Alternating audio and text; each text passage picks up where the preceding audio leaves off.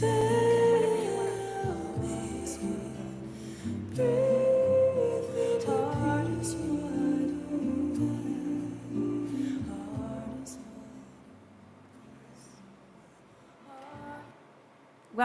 to Melrose Unitarian Universalist Church. Our service today is called This Land is My Land. Good morning, everyone. Hello. I am the Reverend Dr. Suzanne Intriligator. My pronouns are she and her, and I am happy to be here this morning, this bright, sunny morning. Let me just say a brief thank you to all of you who pledge and all of you who volunteer on all our committees and teams. Because of you, our church has come through this pandemic. And I feel like now we are turning a corner and moving into a vibrant spring full of events and happenings around here. We are bouncing back, and I am grateful and really proud. So first today, we have a special announcement for you from our auction co-chairs, Ann Easterbrooks and Doug Dick. They will be joining us from home. Ann and Doug, are you there?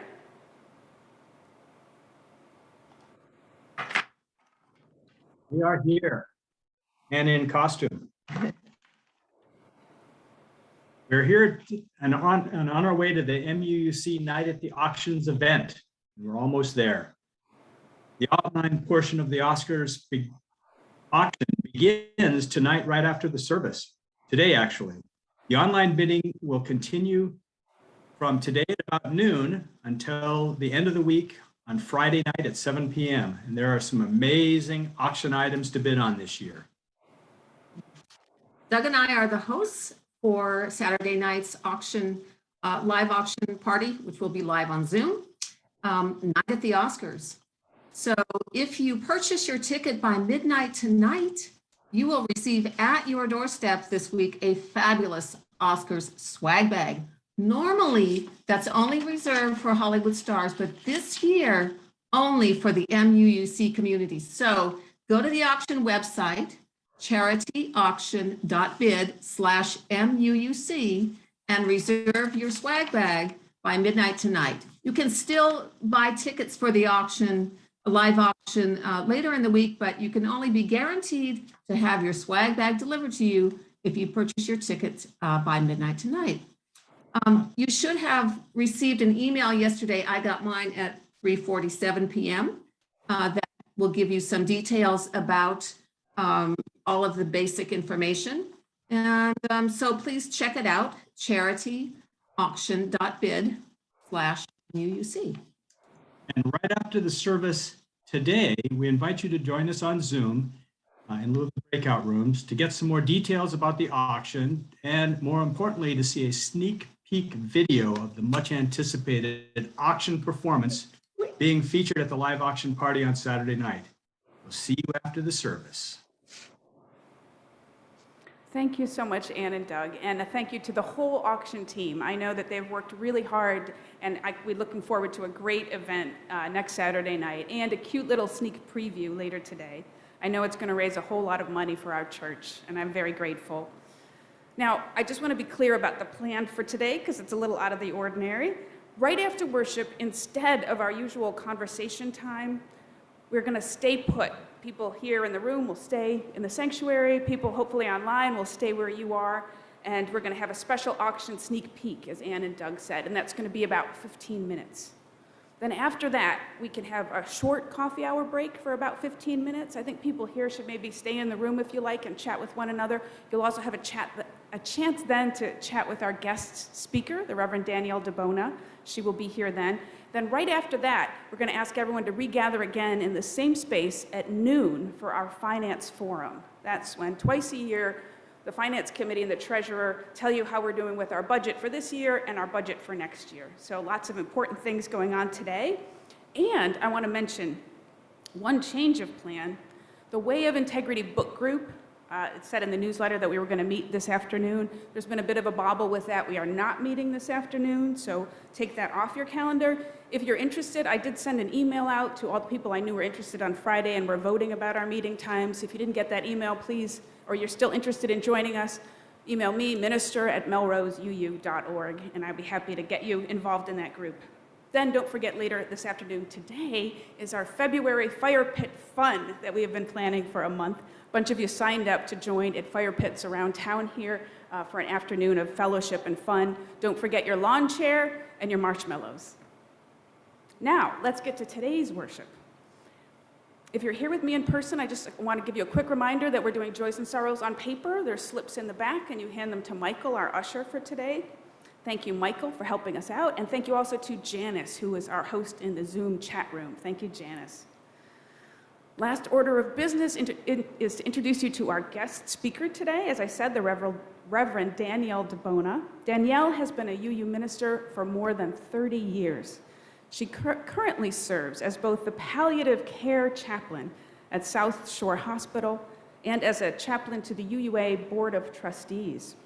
Throughout her long career, Danielle has also been a vocal advocate for people of color within our faith. She identifies as biracial with a uniquely Massachusetts identity of half Italian and half Wampanoag. Today, she'll be sharing with us her experiences from that perspective. Welcome to Danielle. Now, let's do our usual weekly thing of greeting one another. There are about 50 people in our Zoom room, and some of them will appear on the screen in a second. People here in person, wave to one another, say hello, wave to the people online.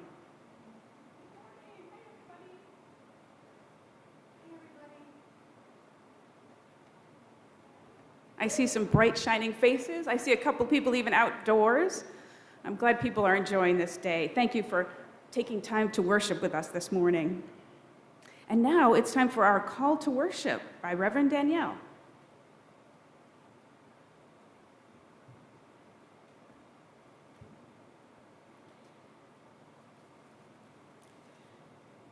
This is entitled, Come Sit by Our Fire, written by Jennifer Kitchen.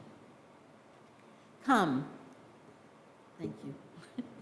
Come, sit by our fire, and let us share stories. Let me hear your tales of far-off lands. Wanderer, and I will tell you of my travels. Share your experience of the holy with me, worshiper, and I will tell you of that which I find divine. Come and stay, lover of leaving, for ours is no caravan of despair, but of hope. We would hear your stories of grief and sorrow as readily as those of joy and laughter, for there is a time and a place and a hearing for all the stories of this world. Stories are the breath and word of the Spirit of life, that power that we name love. Come, for our fire is warm and we have seats for all. Come again, and yet again.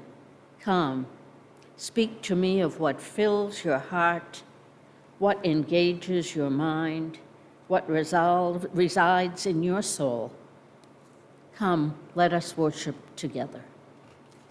Whoa.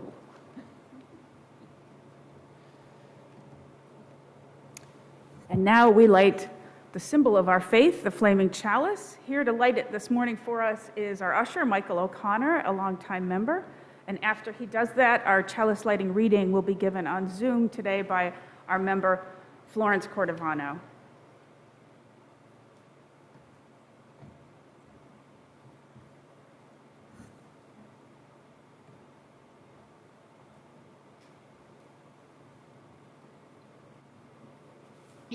We gather into this circle.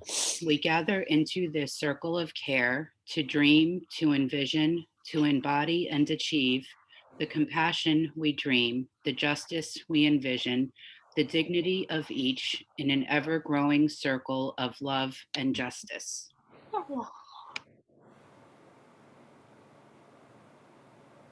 Florence, would you mind doing that one more time? Because we didn't see you.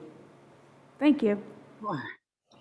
We gather into this circle. We gather into this circle of care to dream, to envision, to embody and achieve the compassion we dream, the justice we envision, the dignity of each in an ever-growing circle of love and justice.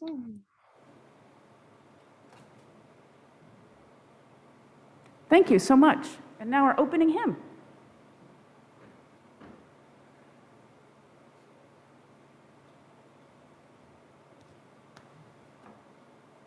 Our opening hymn this morning is We Give Thanks. This morning, the echo will be led by our own Adrian Wood, who is actually in Philadelphia. I will sing a line, and then Adrian and the rest of you all will echo back in response. Zoom has a bit of a lag, so this is an experiment in working with the bits of messiness that allow us to gather more intimately in this hybrid way. If you're present in the sanctuary with me and would like to see the lyrics in addition to hearing them, it is in number 1010 in the Teal hymnal. Let's all please rise in body and or in spirit to sing together, and I'm hoping we will see Adrian in a moment.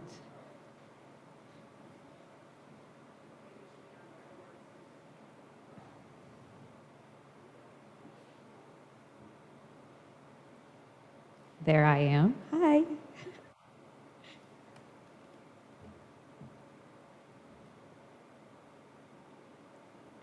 Adrian, are you with us? I'm here. Yay, okay. Oh, there Hi, I am. Adrian. All right, so I'm going to start and then we'll join Adrian. Oh, we give thanks Oh, we give thanks for this precious day, for this precious day, for all gathered here for gathered here and those far away. and those far away. For this time we share For this time we share with love and care. with love and care. Oh, we give thanks Oh, we give thanks for this precious day. for this precious day. Let's do it one more time, this time a little bit faster. Oh, we give thanks Oh, we give thanks for this precious day, for this precious day, for all gathered here for gathered here and those far away. and those far away. For this time we share For this time we share with love and care. with love and care. Oh, we give thanks Oh, we give thanks for this precious day. for this precious day. One more time, just me and Adrian. For this precious day. For this precious day. Yay. Thank you, Adrian. Thank you, congregation, for trying that this morning.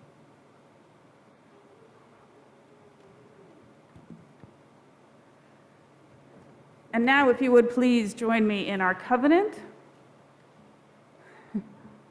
which will show in just a second. There we go. And could we have the covenant on Zoom, please, too?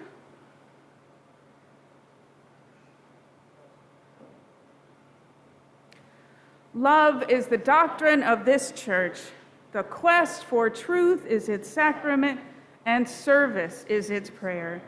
To dwell together in peace, to seek knowledge in freedom, to serve humankind in fellowship, to the end that all souls shall grow into harmony with the divine. This is our great covenant, one with another and with our God.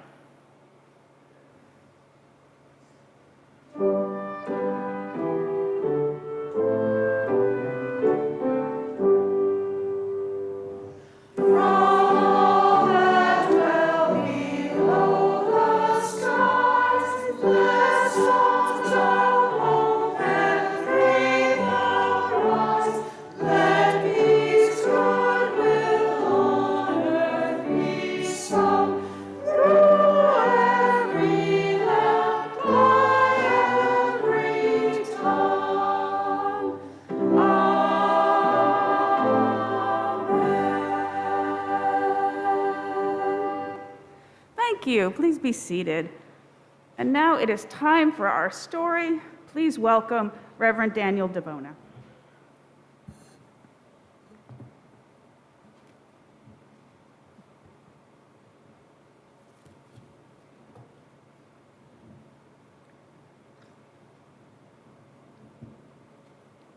I'm glad to be with you this morning. It was a beautiful drive here from Rockland, and your neighborhoods remind me of the neighborhood I lived in Cleveland Heights a number of years ago. So, as you've heard, I'm Danielle Di Bona. I'm half Wampanoag and half Italian. My father was born in Italy and came over on the boat. My mother's people have been here for thousands of years. And so it was not uncommon to hear my mother say to my father, "If you don't behave yourself, I'm going to send you back."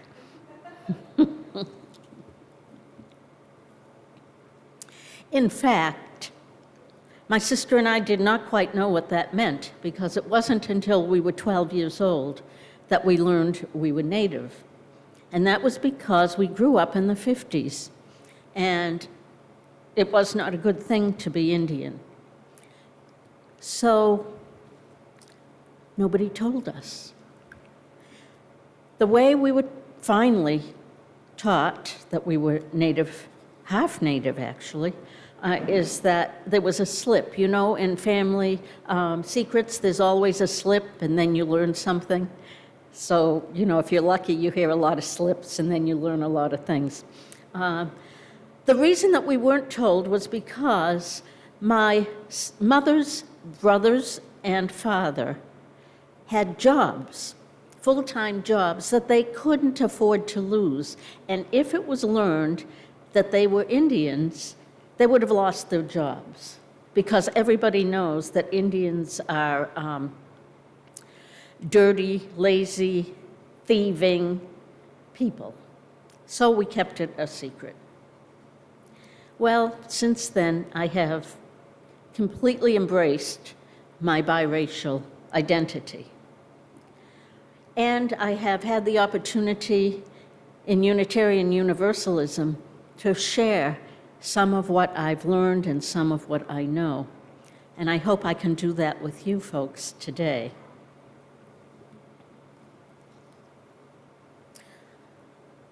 Thank you. First slide. That's wampum up there. I don't have to do that. I can look right there, can't I? Yes, that's wampum up there. As you can see, some of it is white, some of it is dark purple. It's made by the women of the Wampanoag tribe, and it is quahog shells. It was the tender that was used in trade by the Wampanoag people, who traded for goods like deer hides and corn from the other nearby tribes. Wampum refers specifically to beads and jewelry made by Wampanoag women. The meaning of the word wampum is deeply embedded in the culture of my people. It is important to know who made it, who taught you how to make it, and where you are from. In the past, it was a great honor to wear wampum, a way to show leadership, respect. This is especially true of the wampum belt. Of course, today we can all wear that beautiful jewelry. But know that if it is made by someone who is not Wampanoag, it is not wampum.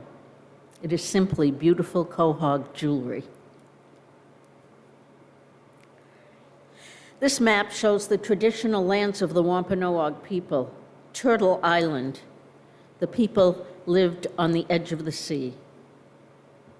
It is said that the giant Maypope lay down for a nap, and as he stretched, the land receded. His legs and arms pushed the land back, and the waters came in. This is how mashpee was made. We were not forced out of our lands. So the people who are here today are the people who come from those people thousands of years ago. However, it didn't mean that we were not in big trouble. We were killed by war and blankets. And most of the Wampanoag people were lost in that way after the English came to our shores. Those who were left stayed on the original land. Today, there is a small area in Mashpee where the tribal headquarters and the health clinic are. There are also many small pockets of Wampanoag communities, but it is unlikely that you will stumble upon them, as they are few and far between. Most Wampanoag people, like most Indian people, are scattered in their own towns and communities. This map shows the four corners of this country: Utah, Colorado, Arizona, and New Mexico. The traditional lands of the Navajo, Apache, Hopi, Zuni, and Laguna rest here. Navajo Nation sits mostly in the northeast corner of Arizona, and it is a sovereign nation. It is desert land, brown and orange and dry. But pine nuts come from the trees there.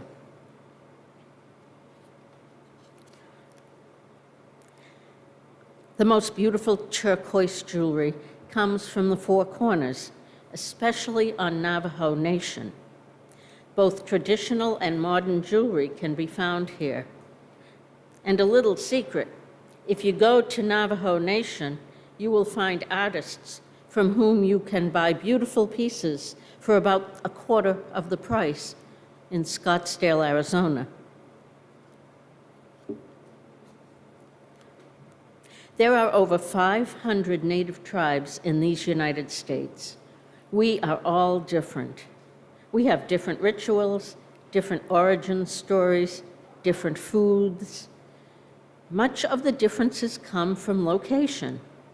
When we look at this beautiful jewelry, the first thing you notice is that the wampum jewelry is made from quahog shells, beautiful shades of purple and white.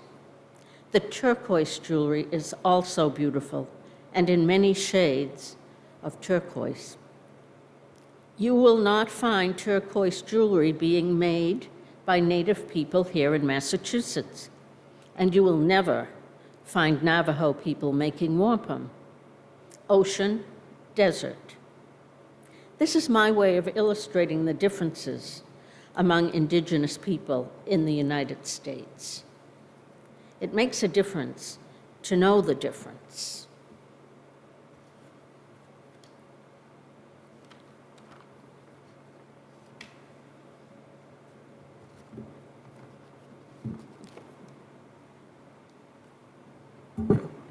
Thank you, Danielle. More from Danielle later in the reading and sermon time. Now it is our prayer time. Each week we take a few minutes out for prayer and meditation, a time for each of us to center ourselves and connect with the holy, however it is we understand the holy to be. Let us start by relaxing into our chairs, feeling our feet on the floor, letting our bodies settle. Let's breathe in and out together.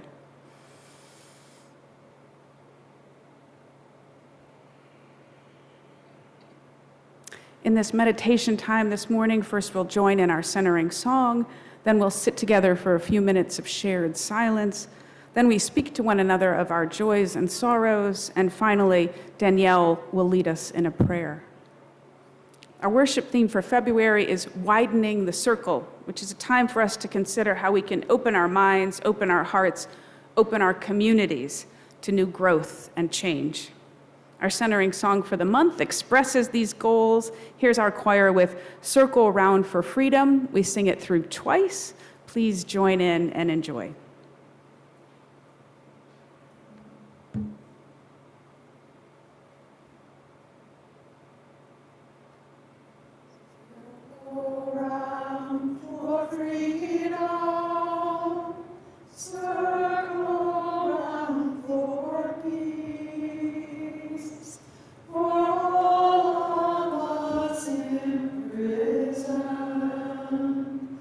Circle for me.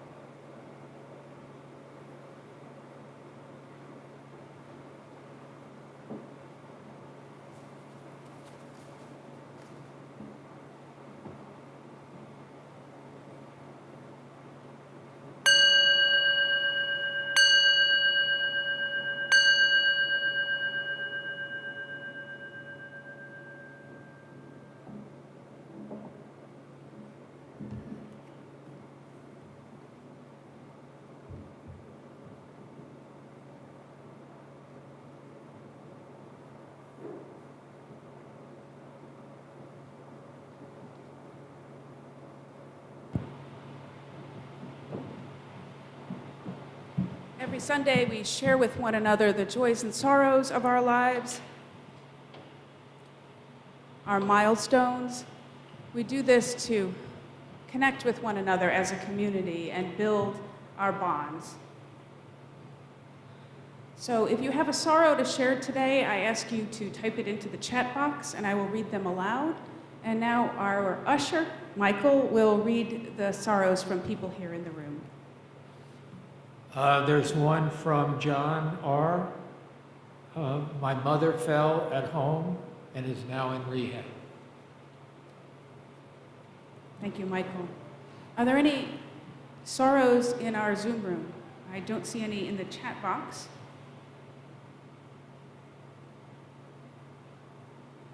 Any sorrows? All right, I ask us to pause for a moment, holding in our hearts any sorrows that are unspoken today, as well as the one that has been spoken. Let us remember to reach out to people who are hurting. Let us hold them in our thoughts and prayers and help them with our actions. Michael, if you would go ahead, please, and light the one candle for our sorrows as a beacon of hope.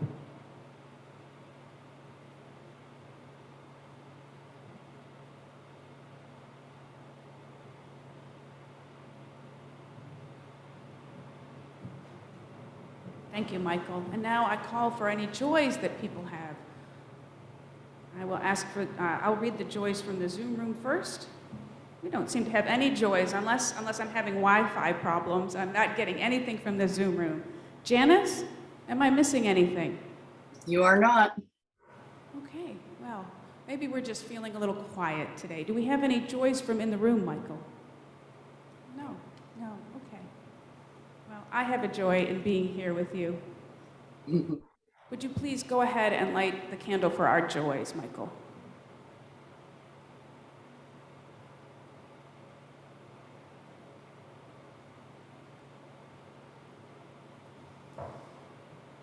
The candle reminds us of the beauty of living and all the joys that maybe we hold quietly in our hearts this morning. And now Reverend Danielle will share with us a prayer.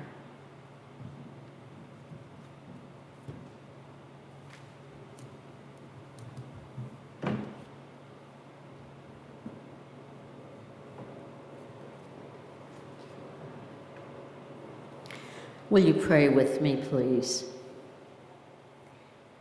Spirit of life and love, we sit in this room today, made holy by those who are here, made holy by those who are miles away, but present with us by the miracle of Zoom. Spirit of life and love, we come to this space today with joys and sorrows in our hearts. We ask for blessings upon all those who are ill and suffering. We know that there is someone in this congregation whose mother has fallen, and that can be very dangerous at an older age. Let us hold them in our thoughts and prayers. Spirit of love and life, there is joy that surrounds us. And even in sorrows, the joy penetrates our souls and gives us the ability to take steps forward. Being in this space with you is a joy, as Reverend Suzanne has said. Being in this space, sharing joys and sorrows, prayers and hopes, auction information. It is a holy and blessed place and time. Spirit of love, Spirit of life, we ask for your presence today and all the days in our lives so that we may go forward from this place stronger in our faith and able to make change in the world. So may it be, and amen.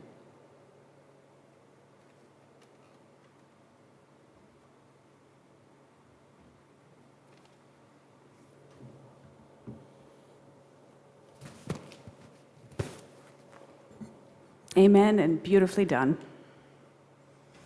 So now is the time in our service for our offertory. Our church is a self-supporting organization funded by your generous annual pledge. Thank you. You may also contribute to our weekly collection plate, which we split every month with a deserving cause. You can donate either way with the orange button in the top right-hand corner of our website, melroseuu.org. Folks here in the room can leave their donations in the gold plate in the back of the sanctuary on your way out. Go ahead, Tara. For February, our giving partner was chosen by our anti-racism team. It's Arise Springfield. Arise is a 30-year-old community organization in Western Mass that centers the voices and needs of local people who are poor, working on issues like housing and homelessness. Half of our collection this month will go to Arise. And now for our offertory music. As we know, around the world, water is under siege from pollution, climate change, mismanagement, corporate environmental disaster. Without clean water, none of us can live. In Native American cultures and many other indigenous cultures around the world, women are sometimes seen as the keepers of the water, and men are the keepers of the fire. At the 2002 Circle of All Nations gathering, leaders from several North American indigenous groups decided to teach their women's water song more widely, to spread it as a practice to other people in the Western Hemisphere, to encourage women everywhere to become water protectors. In 2017, these elders created this video we are about to watch and a website to spread their message. The website says, The elders have understood since the beginning that clean water is essential for the survival of all living beings, and they continue to advocate for Mother Earth's most precious resource. Now they are asking women everywhere to join them for 1 minute a day to sing to the water. We're asking all of us, especially the women, to help raise awareness and protect our water for future generations. So this is their video. It's called Sing the Water Song. If you'd like to sing along, you're very welcome.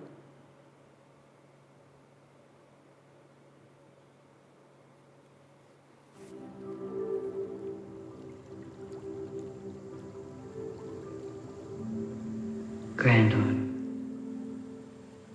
the water can hear you. The water has memory.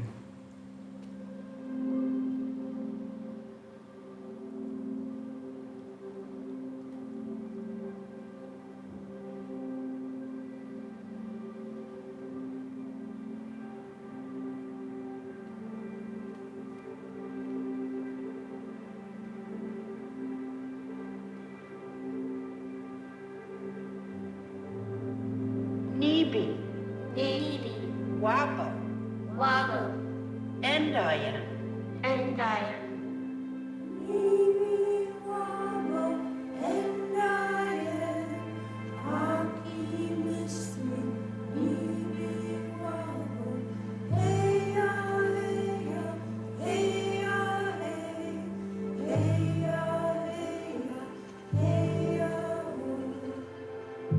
Water is the lifeblood of our mother, the earth. Water is the lifeblood of our own body.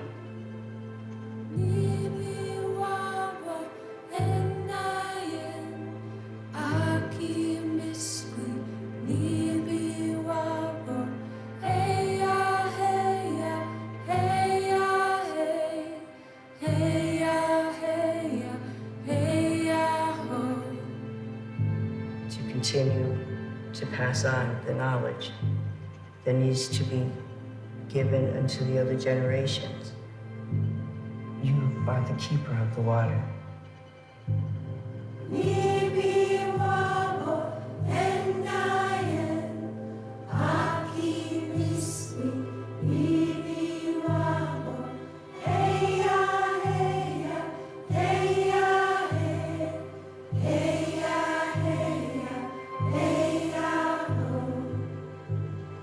To make the change in this life condition that we're in, that great-grandchildren will stand up to this truth of what life is about and to live it in such an honorable way, the way ancestors came to this earth.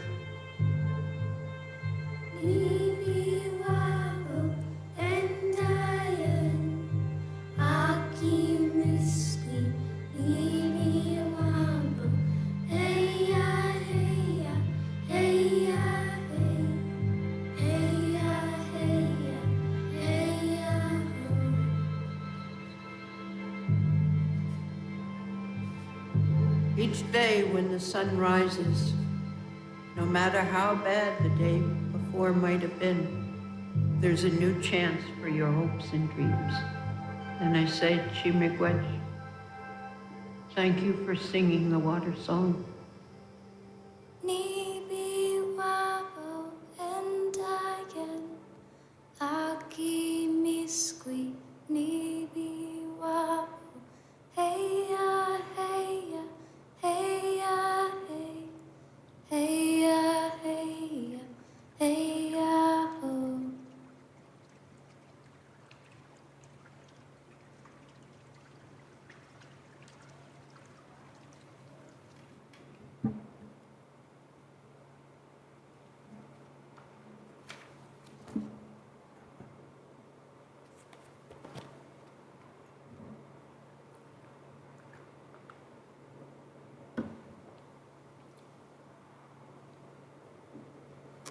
The reading today is entitled, This Indian Does Not Owe You, by Elissa Wasuta. I invite you to sit back and take a good deep breath and relax because it's a long reading. I am here, she writes, I am here before you, a living Indian, upright and animated, full of blood. I am a young Chowlitz woman, not one of the dead chiefs flattened into history books. I have come to expect that you may want to know what an Indian knows and feels. You may want to unroll before me your knowledge about Indian wars or toss out a fun fact about totem poles. Conversational niceties, perhaps, attempts at connection. Fair enough.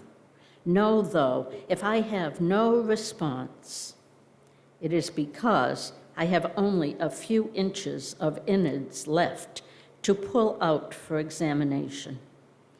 I must place some limits so that I might keep myself intact. I do not owe you a complete breakdown of my ancestry. I do not keep a blood quantum chart sketched out on my palm like crib notes for an exam. I do not have to tell you where my mother was born or what substance forms my father. I don't have to justify the place of my birth, necessarily off reservation, because my tribe has none. All of our land taken from us.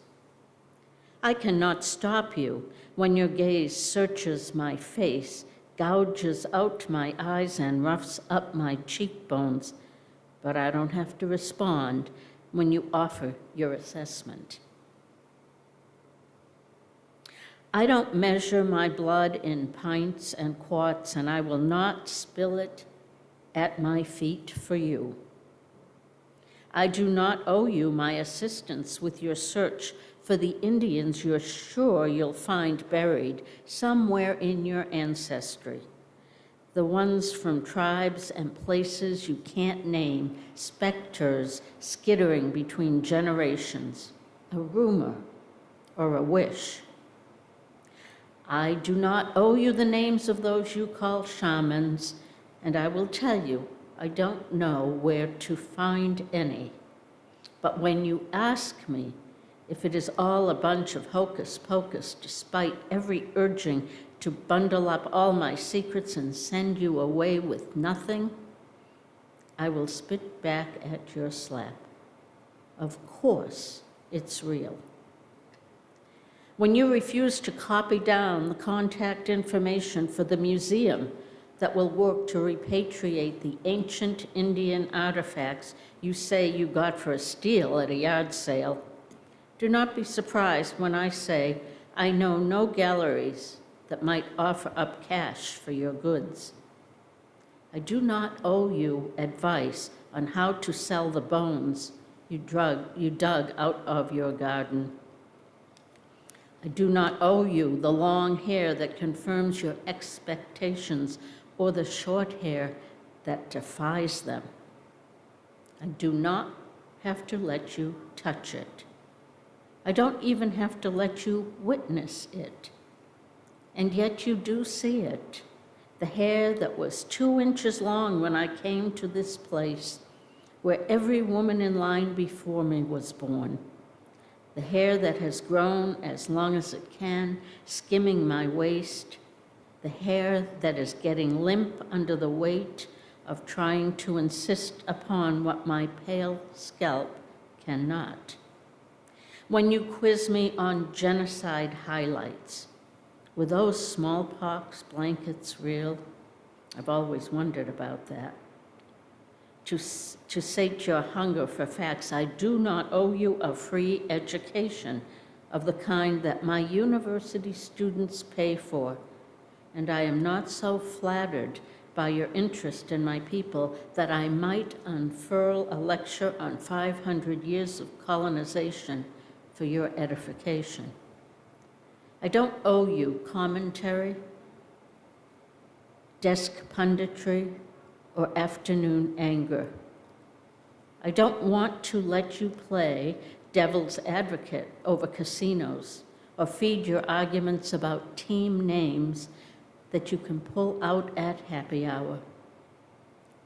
But I won't tell you either about the burn that runs up my spine, the rape of Native women from sea to sea, from the first metal clash of conquest to each passing second in these United States.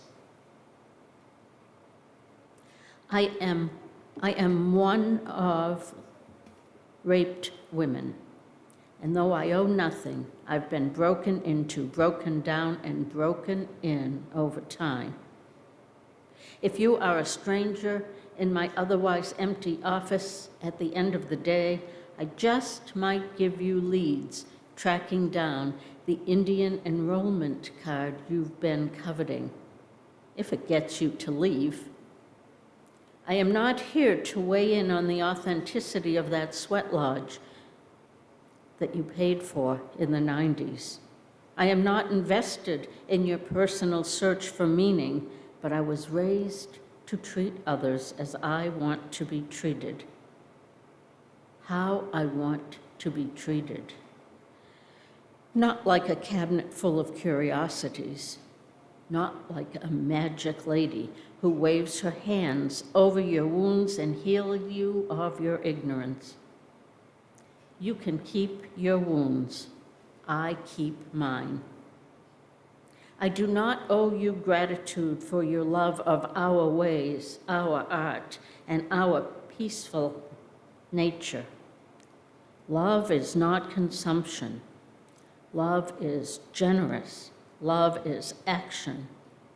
And violated bodies and homelands can do nothing with unfocused appreciation.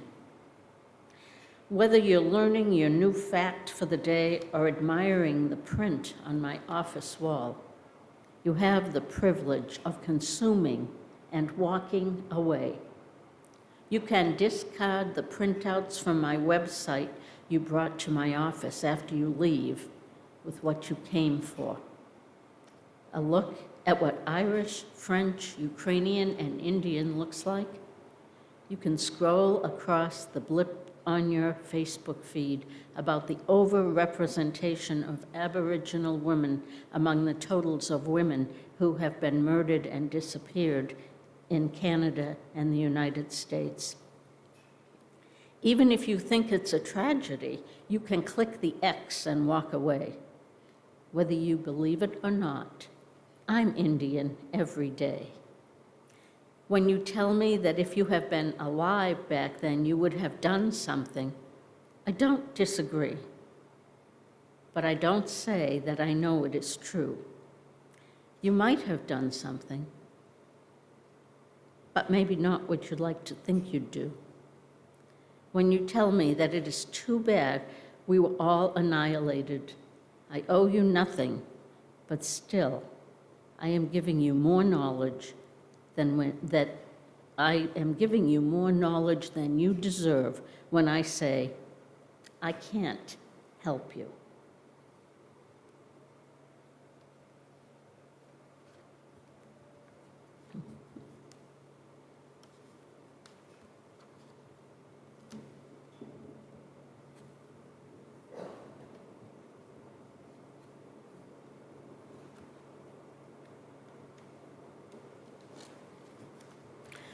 That reading rings so true to me.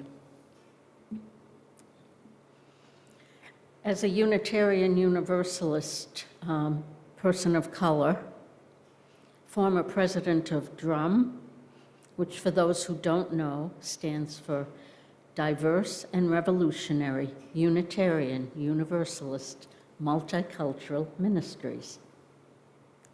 When DRUM was founded 20 plus years ago, as we sat around the table, we added revolutionary because we didn't want to be known as dumb.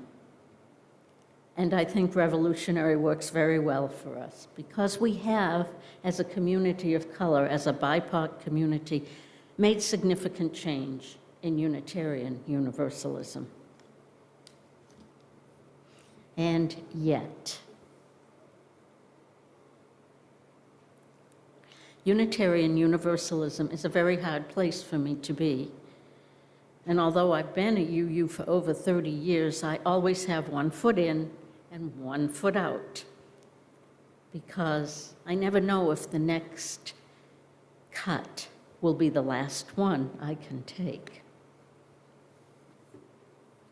In doing some anti-racism work years ago, I had a film that I was showing about Native American, what's the word? Native American symbols used for sporting groups. And after the film, the man sitting next to me, who had already told me that he was gay, he was white, he was gay, and he had done all kinds of anti-racism, social justice things throughout his 80-plus years of life, said, "That was a wonderful film. I'm really impressed with those Indians and what they are trying to do." And then he turned to me next to him and he said, "You know, real Indians, not like you." That's what Unitarian Universalism is often for those of us who identify as BIPOC, people of color.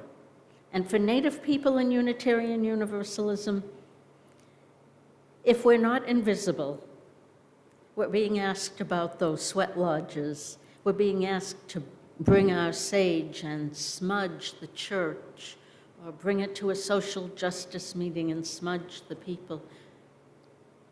What is often said is that if you don't know my story, you don't get part of us.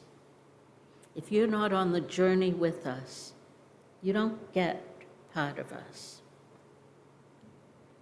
So often, not just in Unitarian Universalism, but anywhere that I go, of course I can pass for white and I am seen as white.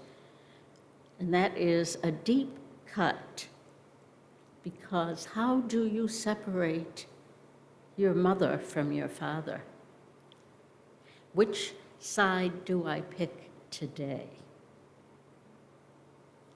Sometimes invisibility is a blessing. My friend Bob, who is an Apache from Cleveland, Ohio, goes to the Northwest quite a bit for Native events. He's a speaker, and he does a lot of work, or did a lot of work, around the Cleveland Indians mascot, Chief Wahoo. But when he goes out there, he cannot rent a car. And the reason he cannot rent a car is because they don't rent to Indians. This is in the 20th century, my friends, the late 20th century.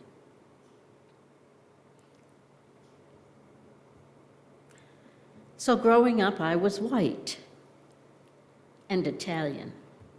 And my father often told us that the best things came from Italy. The art, the music.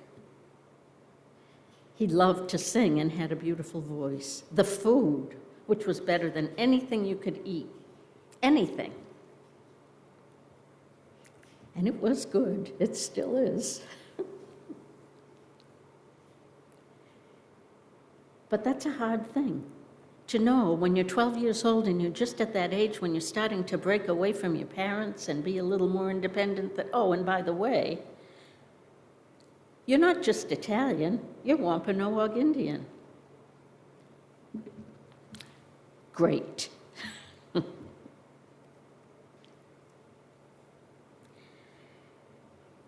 Let me tell you some things about the Unitarian Universalist Association and the Unitarians and the Universalists and the relationship that we have had with Native communities. The Society for the propagating the gospel among the Indians and others.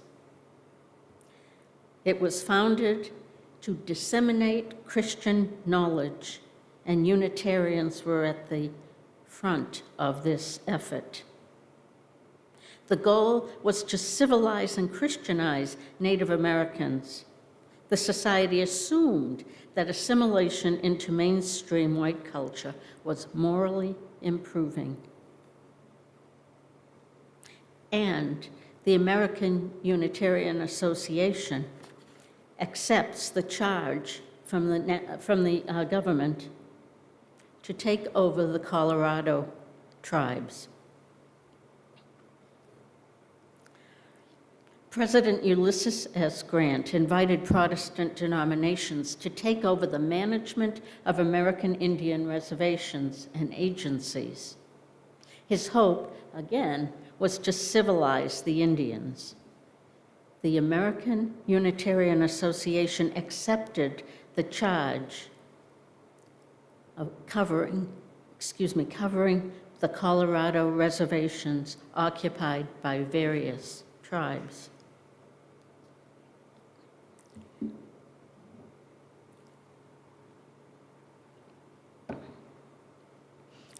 And in 1909, President Taft appointed the American Unitarian Association President Samuel Eliot to the board of the Indian Commissioners. In that capacity, Eliot gave an address entitled "From the Scalping Knife to the Can Opener," which argued how only assimilation to white culture would save Native Americans from their own barbarism. You might find it interesting that when I worked at the Unitarian Universalist Association in their Faith in Action group, none of us knew about this. And at 25 Beacon Street, if you went up to the second floor, there was this huge, enormous piece of furniture, and in it were all the Unitarian Association registers, one right after another, huge, huge books. Buried in there was this information. It was passed by year after year after year. There is better news. GA calls for support of Indian rights, opposing exploitation of Indians, Eskimos, and Aleutians, and in demanding an end to the encroachment by ranching, mining, lumbering, and hydroelectric interests. Water. I'll go back to that beautiful, beautiful water song, which after I heard it yesterday, I found myself singing to myself all day. Water is one of the things that people of color and in disadvantaged areas suffer from not having good water. You know, on Indian lands, water, especially in the Southwest, water is in desperate need. And you know the story about the Colorado River and how the water goes to the golf courses and to the white communities. Those stories are true. Mm-hmm. But also don't forget, I'd like to throw in an aside and a call out to our friends, the poor people in Flint, Michigan. It's not just on reservations that water is so valuable and necessary. So, that was in June of 1970. Later,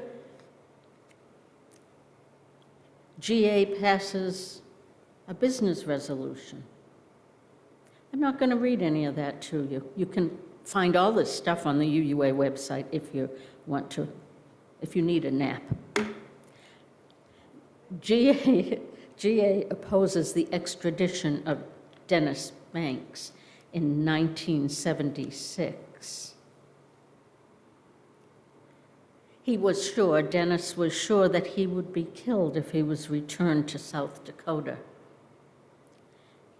And And the UUA, the General Assembly, asked that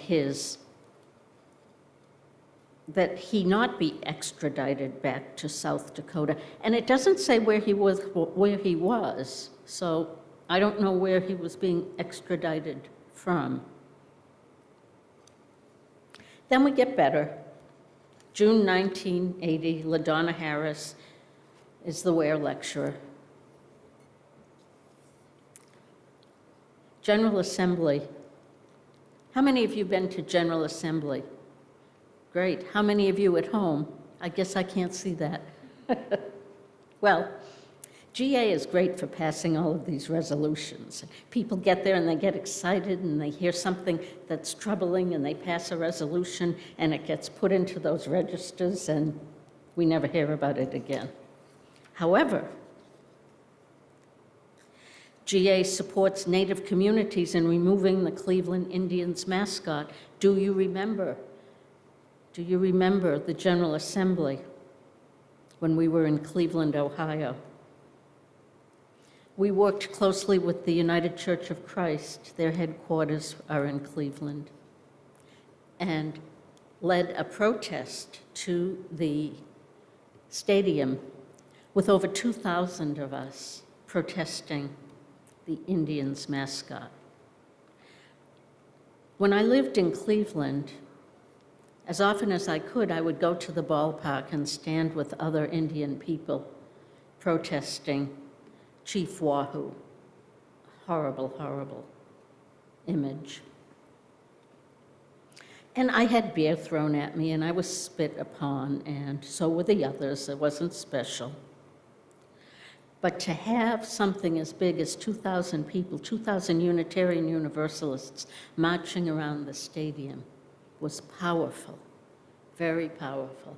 And it took years to change that. Just recently, Chief Wahoo was removed.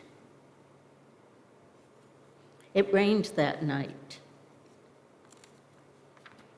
I mean, it poured. If you're interested in hearing more about that, you can ask me later. I think the most important thing that Unitarian Universalism has done, which happened in 2012, is to repudiate the doctrine of discovery.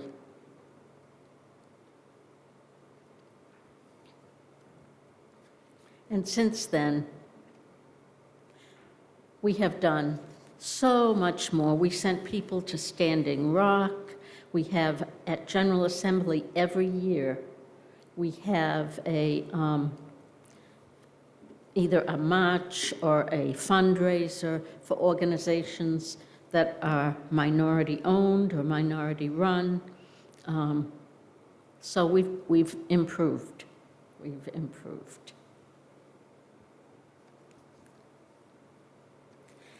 The slide presentation that I presented you with today is a clear example of what it means to be Indian in the United States, in my opinion.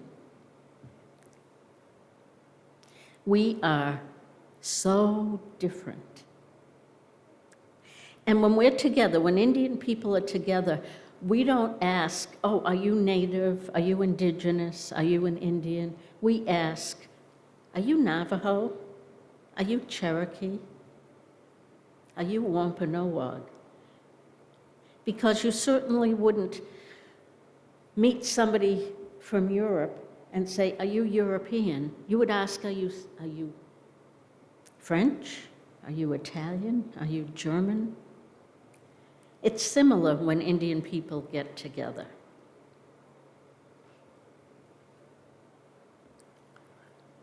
I was at a General Assembly one year. There were two of us, two Native women, Robette Diaz and myself. Robette and I are like sisters. However, Robette is about 5'6", 5'7". She's 25 years younger than I am. She had hair down to the back of her back. I was none of those things.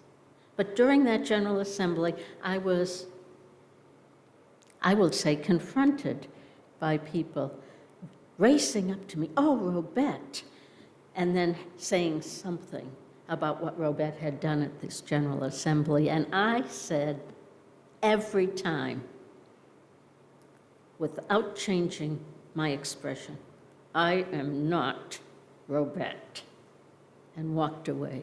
That's what invisibility looks like, my friends. Scars upon the heart. Race and racism in the United States, the issues of Native people in this country, in these towns, are injuries to the heart. You might have heard the saying, "Death by 1,000 paper cuts." That's what it's like. And in Weymouth, Massachusetts, about a year and a half ago, well, before the pandemic, BP, before pandemic, there was a water issue in Weymouth. And people came out and protested the idea that a gas line would go through the water area of Weymouth, Massachusetts. So it's not that far from home. The whole idea of Indian mascots in schools, it's not just the Braves, it's not just the Cleveland Indians. Every area in Massachusetts has at least one or two towns where the high school mascot is Native American, Native American. In Cleveland, the children in school, there's a large Indian community in Cleveland. It's because, and they're mostly Navajo, it's because they came from the reservation in the 20s and 30s to build the buildings. It was believed that Navajos had good footing and could get across all of those steel beams way up high in the sky. And apparently that stereotype is true. So there are a lot of Indian people, mostly Navajo, in Cleveland. Every year in September, the public schools would have the children color pictures of Chief Wahoo when they got back to school, because it was the end of the baseball season. The reason why Indian mascots are so despicable is because they are dangerous. Our Indian children cannot continue to be forced to color pictures of fake Indians. They cannot be forced to do that. And it sounds like such a small thing, but when you think about how children are and how impacted they are by what goes on around them, and then you think about the self-esteem of those Indian children, first grade, second grade, fifth grade, coloring pictures of Chief Wahoo, you have to understand that that's not acceptable anywhere. Anywhere. We do not ask our children to color pictures of Little Black Sambo. Why is it okay for your towns to have Indian mascots? So ultimately, I should see how late it is. We're a little over time. Oh, we're over time, okay. I could go on, but I will not. What I will say is ultimately, every Unitarian Universalist congregation has work to do to improve the lives of Native children. And if the only thing you do is to address these mascots in your area, that will be huge. And so the history goes on. I know we can do it. We are people of faith, we are good-hearted people, and we are strong people who will go out and live our faith. So many blessings. So may it be. Thank you, Danielle. And let us join together, please, if you would, in our closing hymn, Blue Boat Home, sung by our choir in this brand new, beautiful recording they made last week. If you would stand, please.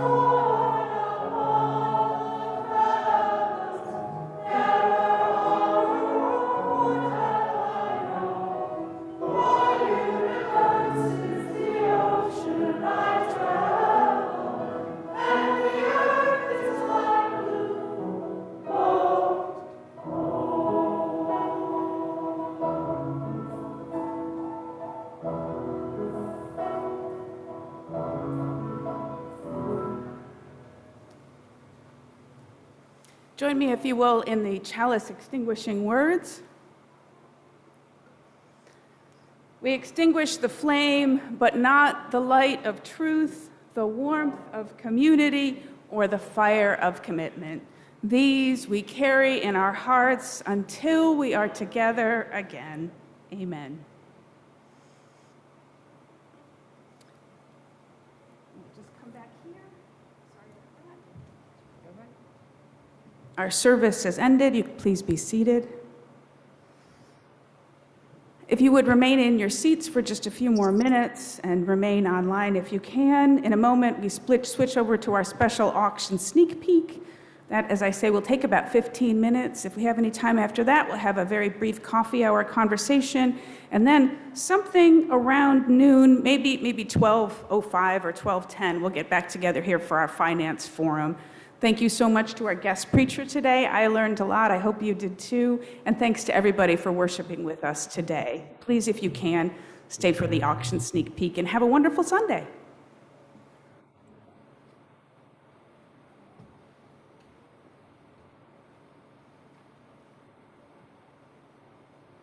Hi, everyone.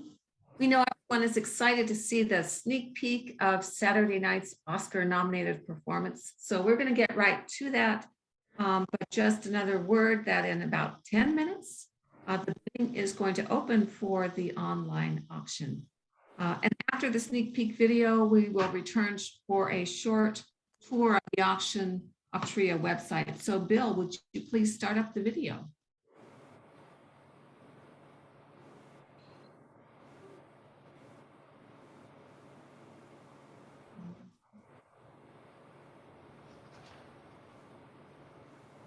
Hello, hello.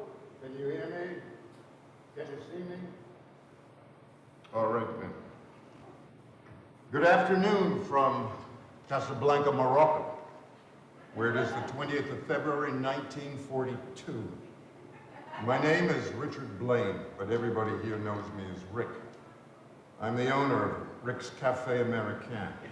Came here from Paris the day the Germans invaded. I've been asked to serve as the auctioneer for next Saturday night. Not my usual line of work, but I'm happy to do my bit. I've heard a lot of good things about the Melrose UU Church, the work you do for social justice. We can use a lot more of that these days.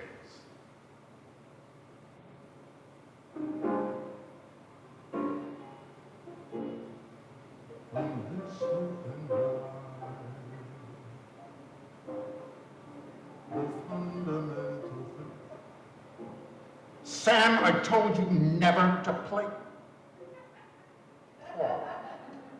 Paul, where's Sam? Well, stop playing that. Hello, Rick. I asked Paul to play it. Yes? I never thought I'd see you again. Do you remember the last time we saw each other? The day the Germans invaded Paris. The Germans wore gray, you wore blue. So you do remember. Yes, I also remember a woman I loved who promised to meet me at the railway station and never showed up. Oh, Rick, if only you knew the truth.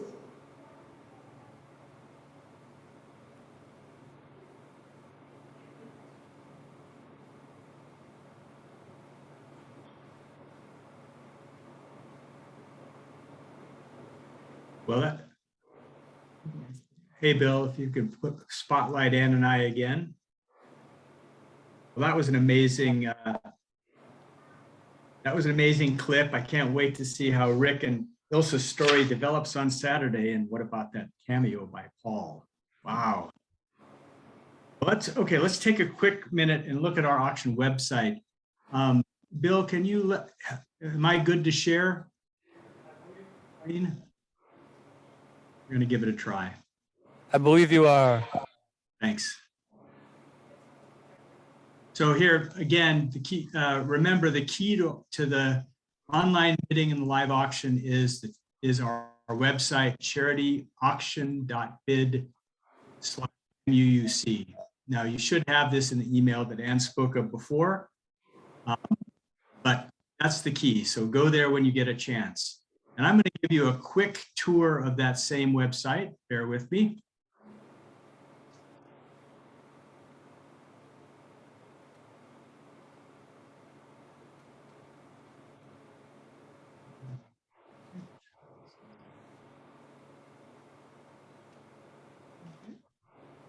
Okay. Sorry, some technical difficulties here. Back, share the website. Apologize, we'll get there at some point. There we go. Here we are on the website. So again, when you go to the website, you'll see this as the home page. And the key to getting on the online auction, which is starting in just a couple of minutes, click on the online auction, and you'll see that there's 5 pages of really amazing things to bid on, ranging from food to services to, well, there's a snowblower to buy, and we invite you to take a look at those and enjoy them and bid often. And around reminder is when you do bid on something, and let's take a look at this one. This is interesting. Bottles of cult favorite Blenheim Ginger Ale. When you click on the auction item, you'll get to see a lot more information on them. This one comes with a must-see video. You'll have to check that out. And then when you bid, you will receive an email from Octria, the auction website, confirming that you've placed a bid. And should someone bid higher than you, you'll get another email from letting you know that someone has outbid you. And so go back often and rebid. Now, for the live auction, and this is key for today, because when you click on live auction, you'll see that this is where you buy your tickets to the live auction Zoom party. And you need to do that by midnight tonight in order to get one of these fabulous swag bags that Ann mentioned earlier.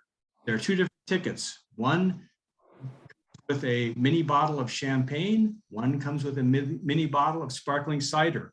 And remember, it's one swag bag per screen.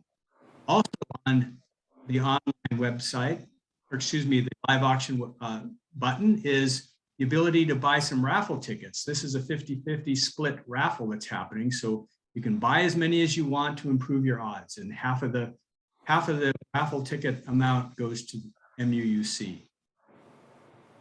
When you go and when you just check out this week, look at some of the items that are going to be on the live auction this Saturday night. Some vacation getaways, 4 of them. There's food, there's a 4x4 work team, and music. You all set? Yeah. So we hope to see you Saturday night at the Oscars. Wear costumes if you would like. We will be wearing our Oscar-worthy finery. And I guess that's a wrap. Thank you. So we'll see you Saturday night. Enjoy bidding on the auction during this week and get your tickets or your swag bag. See you later. Thanks, everybody.